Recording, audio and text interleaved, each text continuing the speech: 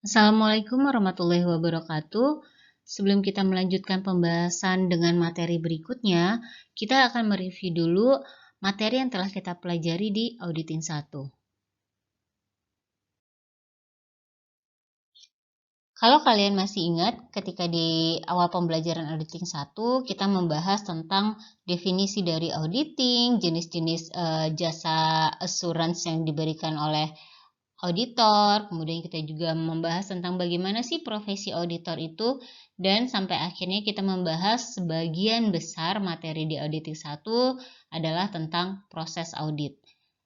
Nah, seperti yang sudah saya sajikan di sini, proses audit sendiri terdiri dari 4 tahapan atau 4 fase. Fase yang pertama adalah perencanaan dan perancangan suatu pendekatan audit. Fase yang kedua, pengujian pengendalian dan juga substantif test. Fase yang ketiga, penerapan prosedur analitis dan juga test of details of balance. Dan yang terakhir adalah penyelesaian audit dan penerbitan laporan audit. Nah, untuk auditing 1 kemarin, yang baru kita bahas dari proses audit ini hanya yang tahap pertama ya, baru tahap perencanaan dan perancangan suatu pendekatan audit. Dan ini adalah 8 tahapan yang ada di fase pertama dari proses audit, yaitu fase perencanaan dan perancangan pendekatan audit. Kita lihat di sini 8 tahapan yang telah kita pelajari di auditing 1.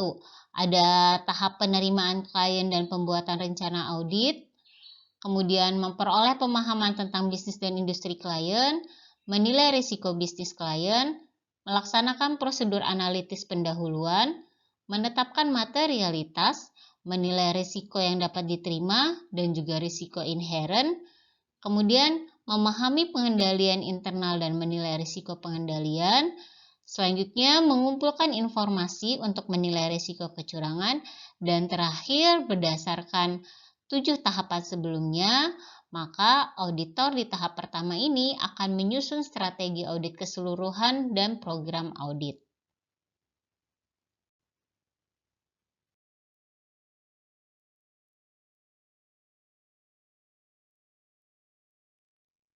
Pembahasan terkait tahap kedua dan tahap ketiga dari proses audit akan dibagi berdasarkan siklus transaksi.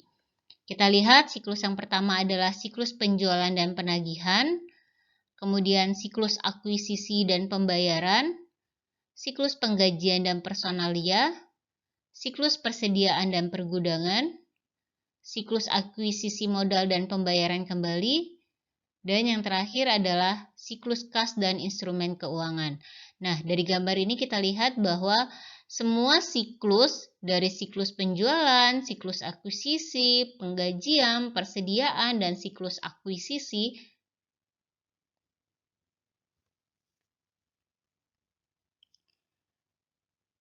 dari siklus penjualan, siklus akuisisi dan pembayaran, siklus penggajian, siklus persediaan, siklus akuisisi modal, semuanya akan terkait dengan siklus kas dan instrumen keuangan. Nah, ini adalah 6 siklus yang akan kita bahas terkait dengan penerapan proses audit.